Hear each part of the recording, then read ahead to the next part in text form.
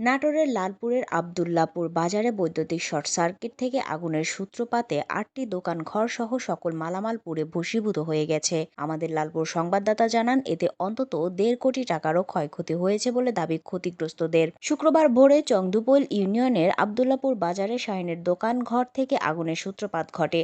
আগুনের লেলিহান শিখা বাজারের নাইট গার্ড ও লোকজনের চিৎকার শুনে স্থানীয়রা ছুটে আসলে কিছু বুঝে ওঠার আগ মুহূর্তেই পাশেই জাকির, লালন উদ্দিন, সুমন কুমার সরকার, দীপক কুমার সরকার, নাজমুল হোসেন, নজরুল ইসলাম দুখুর দোকান সহ মোট ৭টি দোকান ঘরে আগুন ছড়িয়ে পড়ে। এ সময় দোকান ঘরে লোকজন না থাকায় কোনো হতাহতের ঘটনা ঘটেনি। স্থানীয়রা আগুন নিয়ন্ত্রণে আনার চেষ্টা করলেও ব্যর্থ হয়। খবর পেয়ে দয়ারামপুর ও লালপুর ফায়ার স্টেশনের ২টি ইউনিট ঘটনাস্থলে পৌঁছে আগুন নিয়ন্ত্রণে আনে। ফায়ার সার্ভিসের স্টেশন অফিসার ফজলুর রহমান জানান, প্রায় ১.৫ ঘন্টা চেষ্টা চালিয়ে আগুন নিয়ন্ত্রণে আনতে সক্ষম হন তারা। প্রাথমিকভাবে ধারণা করা হচ্ছে বৈদ্যুতিক শর্ট সার্কিট থেকে এই আগুনের সূত্রপাত হয়েছে। ক্ষতিগ্রস্তরা ১.৫ কোটি টাকার ক্ষয়ক্ষতি হয়েছে দাবি করলেও তাৎক্ষণিকভাবে ক্ষতি নিরূপণ করা সম্ভব হয়নি। খবর পেয়ে নাটোর ১ লালপুর বাগাতিপাড়া আসনের সাংসদ বীর মুক্তিযোদ্ধা অ্যাডভোকেট আবুল কালাম আজাদ পরিদর্শনে আসেন। তিনি ক্ষতিগ্রস্তদের সান্ত্বনা দেন। ক্ষয়ক্ষতির বিষয়ে তিনি বলেন, বাড়িঘর ও দোকানপাটের কোনো হিসাব নেই। তবে তিনি জেলা প্রশাসক ও উপজেলা নির্বাহী অফিসারের সাথে আলোচনা করে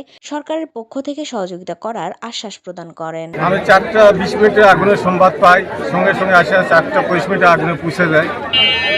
হ্যাঁ, বাজারে আগুন জ্বলতেছে, সঙ্গে সঙ্গে আমরা আগুন নিবানো শুরু করি।